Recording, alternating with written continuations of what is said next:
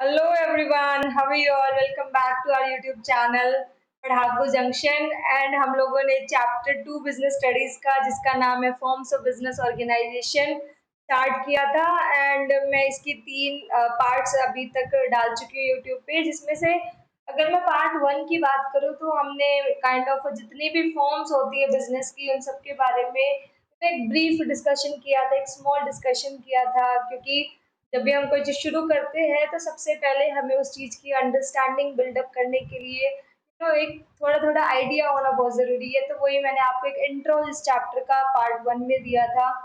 के बाद हमने सोल प्रोप्राइटरशिप डिस्कस किया डिटेल में, एंड नेक्स्ट पार्ट में जो कि पार्ट 3 था आपका, हमने joint Hindu family business discuss किया। एंड फाइनली आज हम पार्टनरशिप डिस्कस करेंगे। एंड जो पार्टनरशिप है ये थोड़ा सा बड़ा कॉन्सेप्ट है, थोड़ी ज्यादा चीजें हैं, तो इसको हम दो पार्ट्स में कवर करेंगे। चीजें आज कवर करेंगे और रिमेनिंग को हम कल कवर कर देंगे। ठीक है, नेक्स्ट पार्ट में हम उसको ले लेंगे। अब हमारे पास नेक्स्ट फॉर्म जो अवेलेबल है दैट इज पार्टनरशिप। अब मैं अगर पार्टनरशिप की बात करूँ तो जैसा कि हमने सोल प्रोप्राइटरशिप में पढ़ा था कि सोल प्रोप्राइटर अकेला मैनेज करता है, तो उसमें कुछ दिक्कतें भी हमें आ रही थी। क्या दिक्कत आ रही थी? अब अकेला बंदा है, उसके पास कैपिटल की भी कमी थी, क्या पैसा वो लगाएगा? वो अपनी कुछ सेविंग्स ज्यादा ज्यादा दोस्तों से उधार ले ले या फिर बैंक से लोन ले ले, बस वो लिमिटेड था उसके पास रिसोर्स, है ना। और दूसरी अगर मैं बात करूँ तो सारी डिसीजन मेकिंग उसकी थी, सारा कंट्रोल उसका था, सारे डिसीजंस उसको लेने थे। और हमने वहाँ पे एक डिसएडवांटेज काइंड ऑफ लिमिटेशंस पड़ी थी। वहाँ पे ना लिमिटेड मैनेजरल स्किल्स होती है। अब आप बोलोगे लिमिटेड मैनेजरल स्किल से क्या मतलब है?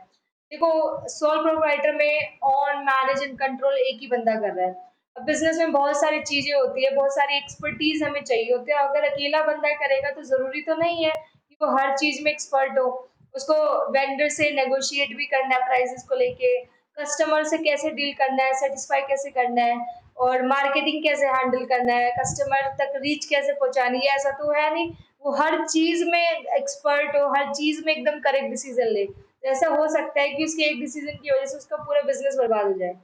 You can not be the perfect of everyone ना, एवरी फील्ड। हो सकता है कोई एक आधा बंदा हो, but it is a rare case. तो पार्टनरशिप जो है इन सब कमियों को दूर करता है। वो कमियां क्या क्या बताई? एक बंदे को अपना पैसा लगाना था, एक ही उतना ही पैसा था, अब सारे फिर क्या हुआ? पार्टनरशिप आई।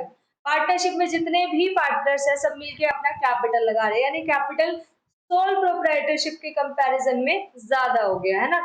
जहाँ पे मैं कह रही थी लिमिटेड मैनेजरल स्किल्स, वहां पे आपको ये देखना है वहां पे एक बंदा कर रहा था, यहाँ पे पार्टनर्स मिलके काम कर रहे हैं। तो यहाँ पे क्या होगा? आप किसी को परचेज दे दो, किसी को सेल्स डिपार्टमेंट दे दो, किसी को मार्केटिंग हैंडल करने को दे दो, किसी को कस्टमर्स पे देखे कैसे सेटिस्फाई करना है, क्या प्रॉब्लम्स है। मतलब यू कैन अलॉट वर्क और आप सब मिलके काम कर रहे हो, यानी कि यहाँ पे मैनेजमेंट थोड़ा इजी हो जाएगा, आप वर्क एलोकेट कर पाओगे, प्रेशर कम हो जाएगा।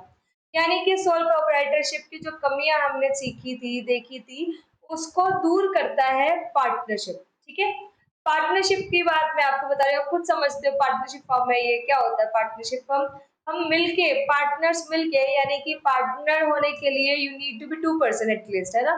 तो यानी कि मिनिमम 2 पर्सन यहाँ पे जरूरत है, दो बंदों की। तो वो मिलके अपना क्या करते हैं? बिजनेस को रन करते हैं, प्रॉफिट्स को शेयर करते हैं। ठीक है, अब मैंने जब सोल प्रोप्राइटरशिप बताया था तो मैंने बताया था ऐसा सोल प्रोप्राइटरशिप में कोई भी गवर्निंग लॉ नहीं है, तो उसके लिए रूल्स रेगुलेशन सब सेटअप करता है। फिर हमने देखा था क्या? हिंदू अनडिवाइडेड फैमिली यानी कि जॉइंट फैमिली बिजनेस के बारे में देखा, तब वहां पर भी देखा था ऐसा गवर्नमेंट ने कोई लॉ नहीं बनाया, बट हिंदू लॉ के अकॉर्डिंग पूरा ये बिजनेस चलता है। ठीक है, अब पार्टनरशिप जो है इसके लिए एक सेपरेट एक्ट हमारे पास है जिसको हम बोलते हैं द इंडियन पार्टनरशिप एक्ट 1932। ये इंडिया में जितनी भी पार्टनरशिप फॉर्म्स होती है उन सभी को रेगुलेट करता है, उन सबके प्रोसीजर्स बताता है, रूल्स एंड रेगुलेशंस बताता है, कंट्रोल करता है। ठीक है, अब इस पर्टिकुलर एक्ट में जो पार्टनरशिप की डेफिनेशन दी हुई है हम जरा वो देख लेते हैं। It is the relation between the persons who have agreed to share the profits of the business carried on by all or any one of them acting for all, है ना। ये क्या कह रहा है? पार्टनरशिप भैया एक रिलेशन है पर्सन्स के बीच में। तो पार्टनरशिप हम वर्ड यूज करते हैं, उन लोगों ने मिलके डिसाइड किया है कि हम बिजनेस के प्रॉफिट्स एंड लॉस को शेयर करेंगे, और बिजनेस हम सब मिलके चला सकते हैं, या फिर ऐसा भी हो सकता है एक बंदा वर्किंग है जो सबके लिए संभाल रहा है। It can happen. यानी कि आप सिंपल से समझ लो कि पार्टनरशिप का मतलब क्या होता है, कैसा रिलेशन बंदे आपस में मिलके एग्री करते हैं प्रॉफिट्स को शेयर करने के लिए, जो वो मिलके करते हैं। ठीक है, अब हम इसके फीचर्स की बात करते हैं। देखो फीचर्स के लिए मैं दूसरा वर्ड बताऊं तो आपको याद रखना है, फीचर्स वर्ड यूज करते हैं, फिर एट्रीब्यूट्स आपने सुना होगा, फिर कैरेक्टरिस्टिक सुना होगा, फिर नेचर आपने सुना होगा। ये मल्टीपल वर्ड्स है एक ही चीज को पूछने के लिए, तो ये आप याद रखना। Features, attributes, characteristics and nature. जैसे कोई भी शब्द यूज करे तो यानी कि आपको फीचर्स लिख के आना है। फीचर्स क्या होता है, वो की पॉइंट्स है ना। फीचर्स में अपन को ये नहीं है कि मतलब एडवांटेज दिखाना है या फिर डिसएडवांटेज, अपने को न्यूट्रल रहना है। यानी कि अपने को ये नहीं सोचना है पॉजिटिव नेगेटिव, जो है हकीकत बता देनी है, न्यूट्रल रह के, है ना। अब सबसे पहला फॉर्मेशन।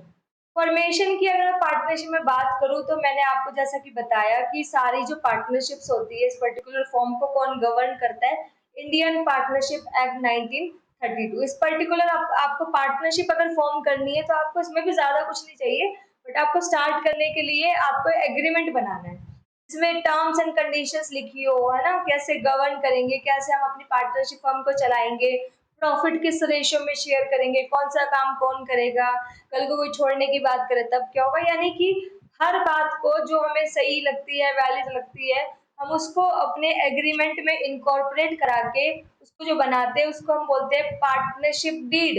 इसको नेक्स्ट पार्ट में हम डिटेल में डिस्कशन करेंगे, बट अगर हमें पार्टनरशिप फॉर्म करनी है तो हमें पार्टनरशिप डीड की जरूरत होती है। यानी कि वो एक एग्रीमेंट है जो पार्टनर्स के बीच में किया जाता है, एक रिटर्न एग्रीमेंट जिसके अंदर terms and conditions, profit and loss किस रेशियो में शेयर करना है, बिजनेस कैसे कैरी ऑन करना है, कौन मेन लीड करेगा, कौन कौन से डिसीजंस लेगा, ये सब बातें उसके अंदर लिखी है। दूसरी चीज जो लिखी हुई है कि ये जो पर्टिकुलर बिजनेस है ये लॉफुल होना चाहिए, plus with the motive to earn profit होना चाहिए।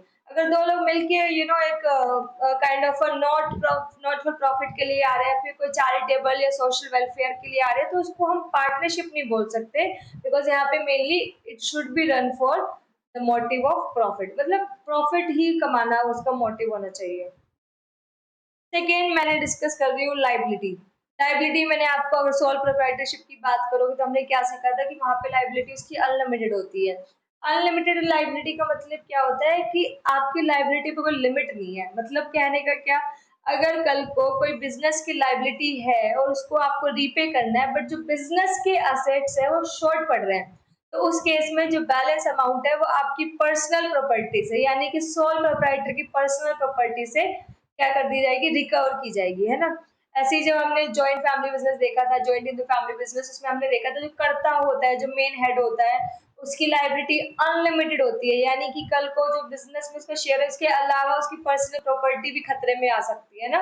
बट जो को पार्टनर्स होते हैं, अदर मेंबर्स होते हैं, उनके लिए क्या बताया था मैंने आपको कि को पार्टनर्स की जो लाइबिलिटी होती है वो लिमिटेड होती है। Limited in the sense liability तो है, but there is a limit जो गवर्नमेंट ने फिक्स की है। लिमिट क्या है कि भैया जो आपने बिजनेस में शेयर लगा रखा है वो तो डूब सकता है, बट आपकी पर्सनल प्रॉपर्टी यहाँ झंझट में नहीं आएगी। ठीक है, अब हम पार्टनरशिप की बात करें तो पार्टनरशिप में लाइबिलिटी जो होती है पार्टनर्स की, दैट इज अनलिमिटेड। यानी कि अगर कोई बिजनेस की लाइबिलिटी अराइज हुई एंड बिजनेस से रिपे नहीं कर पा रहे हम लोग, तो पार्टनर्स की पर्सनल प्रॉपर्टी से भी रिपे किया जाएगा। ठीक है, और यहाँ पे आपको समझने वाली बात है, the partners are jointly and individually liable for payment of debts. ऐसा नहीं है कि मतलब सिर्फ जॉइंटली दे आर लाइबल, ये फिर जॉइंटली उनकी लाइबिलिटी अराइज होगी, इंडिविजुअली भी वो लाइबल है। इस वर्ड का मतलब अब मैं आपको समझाती हूँ। For example A B C तीन, for example A B C तीनों पार्टनर है, मिलकर उन्होंने पार्टनरशिप बिजनेस किया। ठीक है, अब बिजनेस की लाइबिलिटी आई, मान लो 50 लाख रुपीज का लोन ले रखा था इन्होंने डी से, मिस्टर डी से। तो मिस्टर डी अगर तीनों से ज्वाइंटली मांग रहे, तीनों मिलकर दे रहे, तो वो भी दे सकते हैं। ऐसे डी अगर बोले कि भाई साहब ए आप दो, तो उसको देना पड़ेगा। यानी कि इंडिविजुअल भी पेमेंट करनी पड़ सकती है, इंडिविजुअली भी आप लाइबल हो सकते हो, पर हाँ आपको ये ध्यान रखना है कि अगर ए ने पे कर दिया तो ए के पास राइट है बी और सी से अपना अपना शेयर रिकवर करने का, है ना। बट ये भी आप समझो कि आप जॉइंटली तो लाइबल हो क्योंकि साथ में बिजनेस कर रहे हो, बट आपकी इंडिविजुअल भी लाइबिलिटी है, इंडिविजुअल भी आपको पे करना पड़ सकता है। वो अलग बात है कि बाद में आप अपना उन लोगों का बाकी पार्टनर्स का शेयर रिकवर कर सकते हो। ठीक है। तीसरा, रिस्क बियरिंग। यहाँ पे रिस्क बियरिंग क्या होती है? यहाँ पे एज अ टीम आप रिस्क बियर करते हो, सारे मिलके प्रॉफिट शेयर करते हो, तो साथ साथ आप इन केस लॉस होता है तो आप लॉस को भी सेम रेशियो में शेयर करते हो, यानी कि रिस्क यहाँ पे मिलके हम सारे एज अ टीम उठाते हैं। ठीक है। डिसीजन मेकिंग एंड कंट्रोल की बात करूँ तो मैंने आपको बार बार मैं पार्टनरशिप की बात करूँ तो यानी कि डिसीजन मेकिंग कंट्रोल होता है उस सबका क्या होता है, एक म्यूचुअल हम डिसाइड कर लेते हैं कि कौन सी रिस्पॉन्सिबिलिटी कौन उठाएगा। यानी कि अगर मैं इसको पढ़ूं, the partners share amongst themselves the responsibility of decision making. वो खुद डिसाइड करते हैं किसकी क्या डिसीजन मेकिंग रहेगी, कौन डे टू डे एक्टिविटीज का कंट्रोल रखेगा, कितना रखेगा। डिसीजंस जो होते हैं वो जनरली हम क्या करते हैं, म्यूचुअल कंसेंट से लेते हैं। कोई भी डिसीजन लेना है तो सभी पार्टनर्स आपस में डिस्कस करते हैं एंड देन फिर एग्री होके म्यूचुअल डिसीजन लेते हैं। यानी कि the activities of partnership are manage through the joint efforts of all partners. Partnership है तो भैया सब मिलके काम कर रहे हैं, सबकी जॉइंट एफर्ट्स है। कॉन्टिन्यूटी की बात करते हैं। देखो पार्टनरशिप में भी ना बिजनेस कॉन्टिन्यूटी की लैक होती है, यानी कि कल को कोई जो हमारा पार्टनर है उसकी डेथ हो जाए, वो छोड़ के चला जाए, दैट इज रिटायरमेंट, इंसॉल्वेंसी, यानी कि भैया कंगाल हो गया या फिर इंसैनिटी, पागल हो गया, अनसाउंड माइंड हो गया किसी पार्टनर का, तो उसकी वजह से बिजनेस का एंड हो सकता है। हालांकि इट इज पॉसिबल कि बाकी पार्टनर्स उसके जाने के बाद या किसी हैपनिंग के बाद मिलके डिसाइड करें कि नहीं हम बिजनेस चलाएंगे, तो दैट इज द केस जो हो सकता है। बट हम मेजोरिटी की बात करें तो मेजोरिटी केस में ये होता है कि बंद हो जाता है ना। हालांकि चल भी सकता है, तो यहाँ पे कुछ फिक्स नहीं है कंटिन्यूटी का। मेजोरिटी तो यही है कि भाई सब खतरे में आ जाता है, बट चलने को रिमेनिंग पार्टनर्स चाहे तो मिलके डिजायर करे तो साथ में एक एग्रीमेंट बना के नया स्टार्ट कर सकते हैं, कंटिन्यू कर सकते हैं। ठीक है। अब नंबर ऑफ पार्टनर्स की बात करते हैं। मैंने आपको बताया अगर हम पार्टनरशिप की बात करें यानी मिनिमम 2 बंदे तो होने चाहिए तभी हम पार्टनरशिप बोलेंगे, अदरवाइज हम इंडिविजुअल है ना। यानी कि the minimum number of partners needed to start a partnership firm is 2 only according to section 465 of company. या आप ज्यादा हो जाएगा बट चलो ठीक है। Section 464 of the companies act 2013। ये आप जब एडवांस लेवल पे सीए करोगे, सीएस करोगे, तब आपको समझ आएगा ये क्या है। थोड़ा बहुत आप बीकॉम एमकॉम में भी देखोगे। तो वहां पे मैक्सिमम जो नंबर ऑफ पार्टनर्स बताया था दैट वाज 100, यानी कि मिनिमम टू मैक्सिमम 100। बट अभी जो रूल 10 है, टू रूल्स 2014 में जो आया, फिलहाल जो प्रेजेंट लिमिट है, बस ये आपको याद रखना है।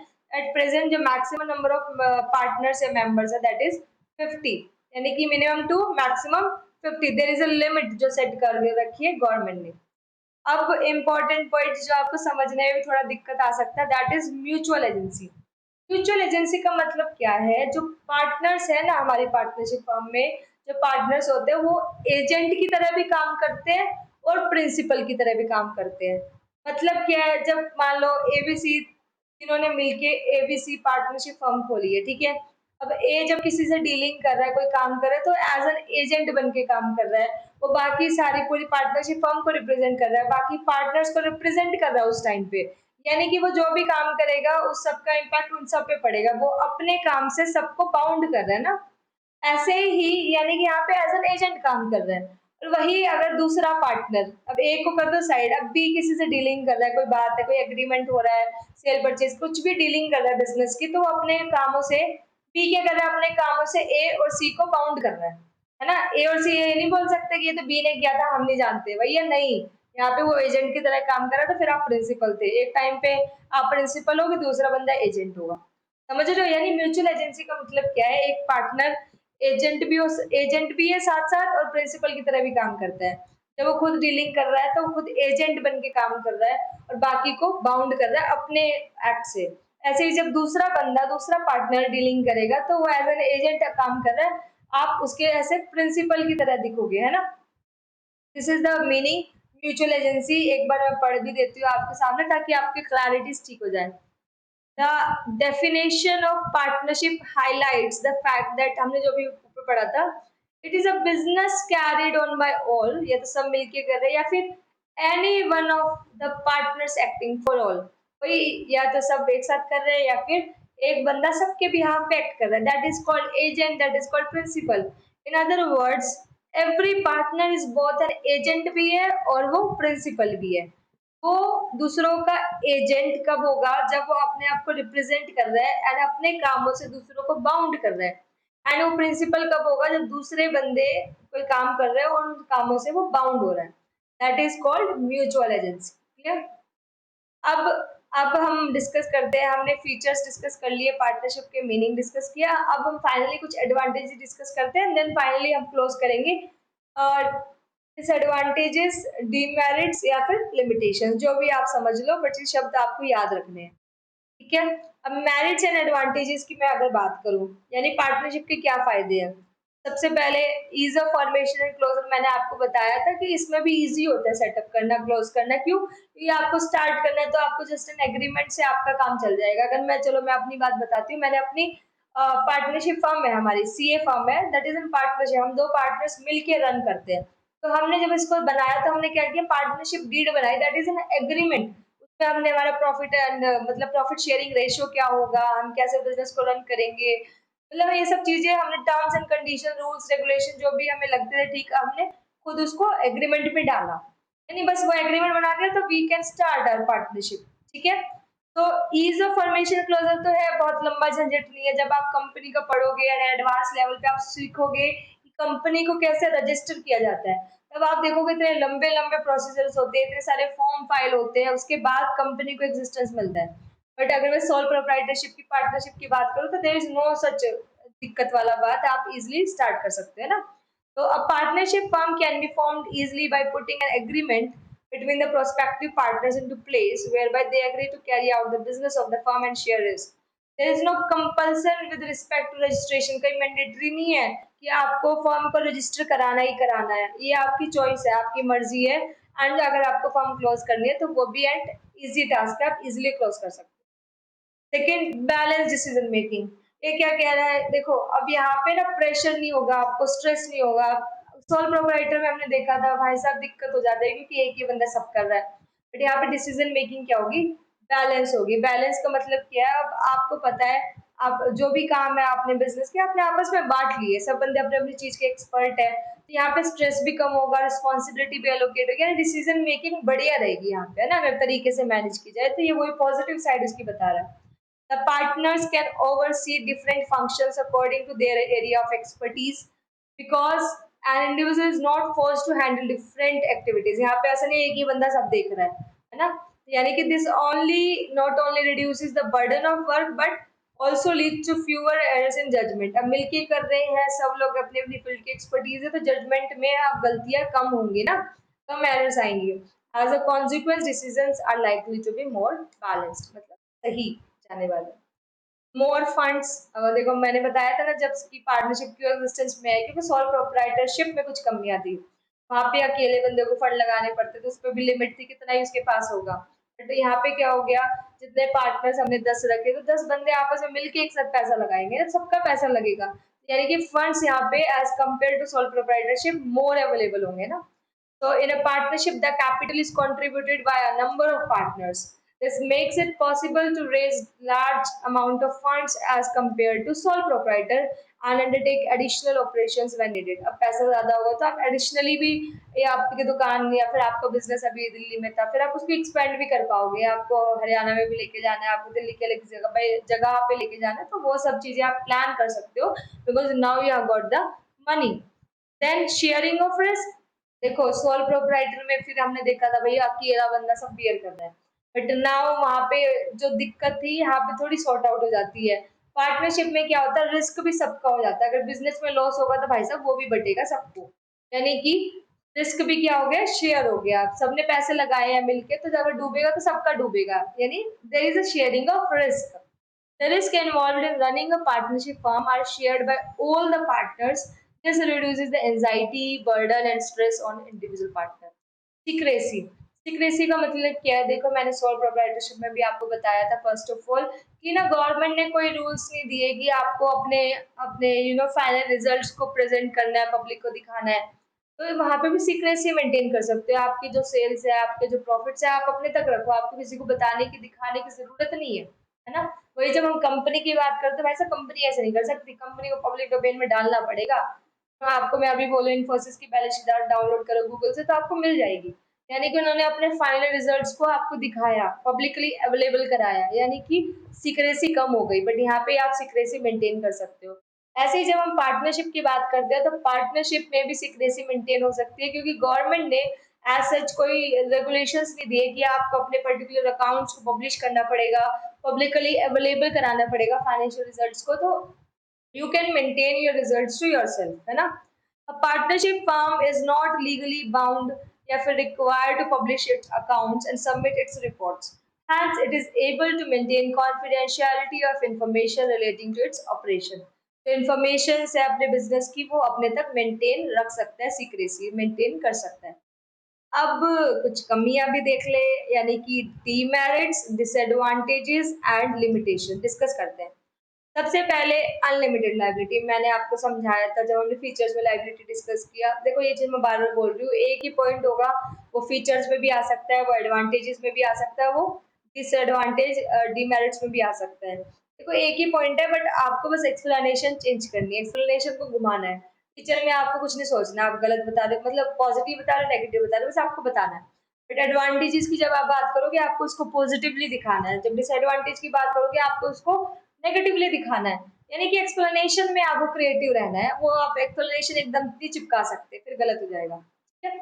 अनलिमिटेड लाइबिलिटी का मतलब मैंने आपको बताया था दैट योर बिजनेस असेट्स जब आपके सफिशिएंट नहीं है बिजनेस लाइबिलिटी को रीपे करने के लिए, तो इन दैट केस पार्टनर्स की पर्सनल प्रॉपर्टी से भी रिकवर किया जा सकता है वो पर्टिकुलर लोन या फिर वो पर्टिकुलर लाइबिलिटी।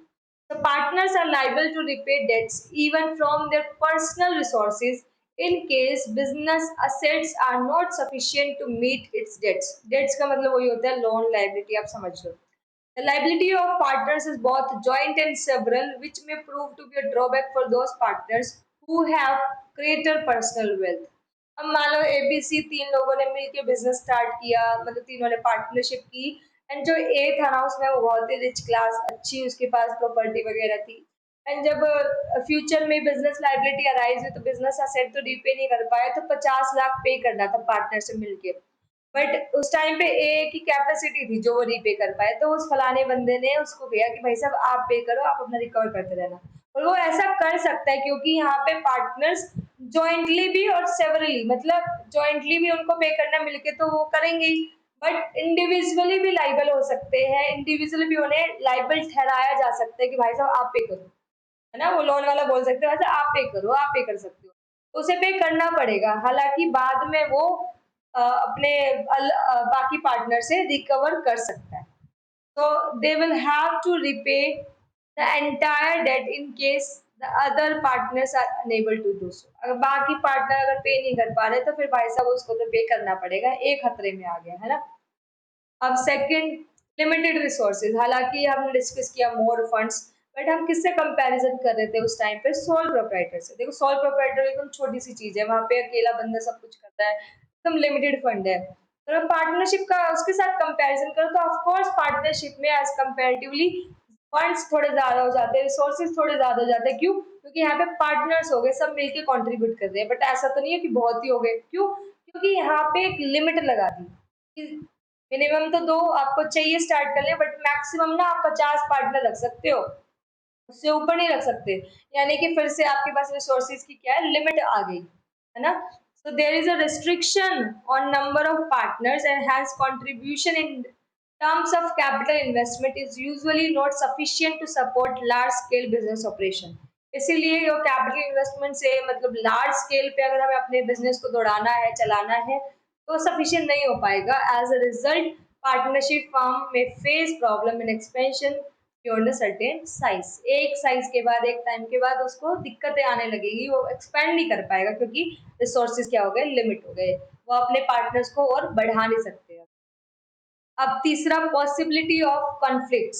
अभी तो हमने पढ़ा था बैलेंस डिसीजन मेकिंग, अरे ठीक है अच्छा है सब मिलके कर रहे हैं, पर भैया जहाँ फिर दो बर्तन होते हैं वहां तो वो बजेंगे, यानी कि यहाँ पे कन्फ्लिक्ट, लड़ाइयाँ भी हो सकती है, क्या बोलते हैं बीच में डिस्कशन, एक पॉइंट समझा रहा है दूसरा एग्री ना हो, तो ये सब चीजें यहाँ पे पॉसिबल है, कन्फ्लिक्ट पॉसिबल है।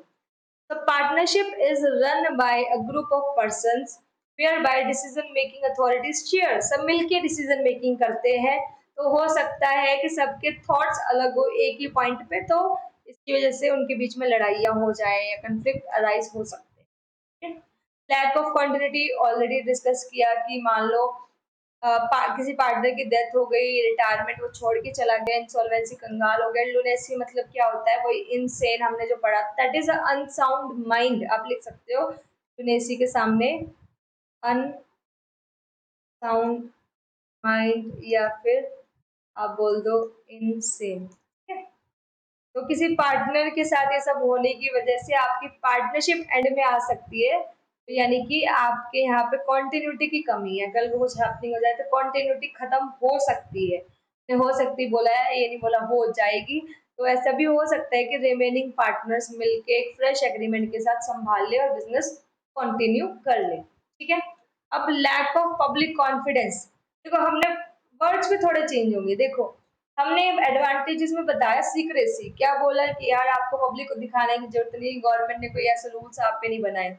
बट आप ये सोचो ना, आपके डॉक्यूमेंट्स जो है, आपके फाइनल रिजल्ट्स अगर पब्लिक तक नहीं पहुंच रहे, तो पब्लिक को भी आप पे कॉन्फिडेंस नहीं आएगा, क्यों उन्हें आपका स्टेटस ही नहीं पता कि आपके बिजनेस में चल रहा है, तो यानी कि पब्लिक कॉन्फिडेंस कम होगा आपके बिजनेस में लोगों का। A partnership firm is not legally required to publish its financial reports। ये हमने सीक्रेसी में जाके पॉजिटिव वे में दिखाया, अब हम उसका एक नेगेटिव साइड निकाल के लाए हैं। And make other related information public, कुछ पब्लिक कराने की जरूरत नहीं है। So it is therefore difficult for any member of the public to ascertain the true financial status of partnership firm. As a result, the confidence of the public in partnership firms is generally low। इसलिए public वगैरह ज्यादा ना मतलब confidence नहीं दिखा पाती, कि उन्हें पता ही नहीं वो सामने वाले कितना कमा रहा है। तो that is lack of public confidence. तो आई होप आज जितना पढ़ा आपको समझ आया होगा। एंड नेक्स्ट पार्ट में हम पार्टनरशिप को क्लोज करेंगे, अभी काफी सारी चीजें इसमें पेंडिंग है, थोड़ा डीप डिस्कशन हम और करेंगे पार्टनरशिप डील के बारे में, टाइप्स ऑफ पार्टनर के बारे में, ये सब चीजें हम डिस्कस करेंगे। फिर पार्टनरशिप क्लोज करके नेक्स्ट हम cooperative society and then company ऐसे चलेंगे। तो थैंक यू सो मच। और अगर आपको ये वीडियो समझ आई, मेरा कंटेंट समझ आ रहा है, तो आप श्योरली अपने फ्रेंड्स के साथ शेयर करो एंड उन्हें भी बताओ। And thank you so much.